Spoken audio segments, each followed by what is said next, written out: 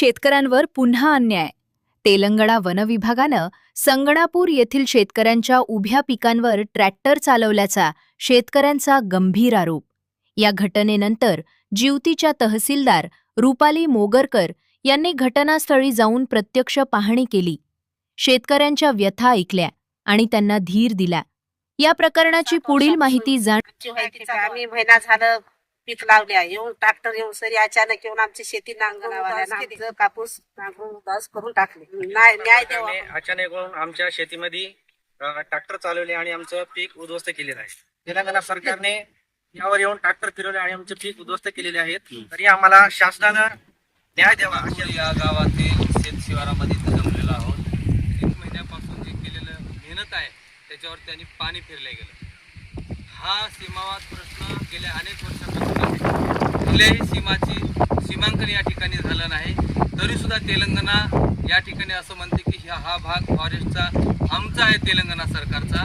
परंतु या जिवती तालुक्यातला हा प्रश्न अजून सुद्धा 14 गावासोबतच या खडकी रायपूर ग्रामपंचायत, या भोक्सापूर ग्रामपंचायत येणाऱ्या अंतर्गत खडकी रायपूर ग्रामपंचायत येणाऱ्या काही गावांचा भाग जो आहे पट्टा, हा सुद्धा त्या 14 गावासारखाच बॉर्डरला लागून असल्यामुळं इथे सुद्धा या 3-4 ग्रामपंचायत अंतर्गत हा वाद मोठ्या प्रमाणात आहे.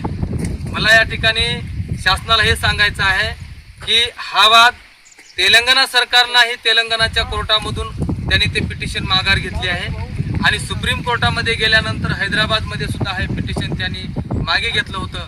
त्याच्यामुळं हा भाग तेलंगणाचा जो आहे हा महाराष्ट्राचाच आहे असं त्यावेळेस सुप्रीम कोर्टाने त्यावेळेस जजमेंट दिल्यानंतर ते क्लिअर झालेलं होतं. परंतु महाराष्ट्र प्रशासन याकडे जाणीवपूर्वक लक्ष देत नसल्यामुळं त्याचाच फायदा घेऊन तेलंगणा सरकार यामध्ये आपला संधी साधण्याचा प्रयत्न करत आहे. यामध्ये महाराष्ट्र सरकार आणि प्रशासनानं दखल घेऊन या ठिकाणी जे काही शेतकरी गेल्या 70 वर्षापासून या ठिकाणी शेती करत आहेत, आज त्यांचा पोटा पाण्याचा प्रश्न आहे. शेतीशिवाय जगण्याचं त्यांच्याकडे दुसरं कुठलं साधन नाही.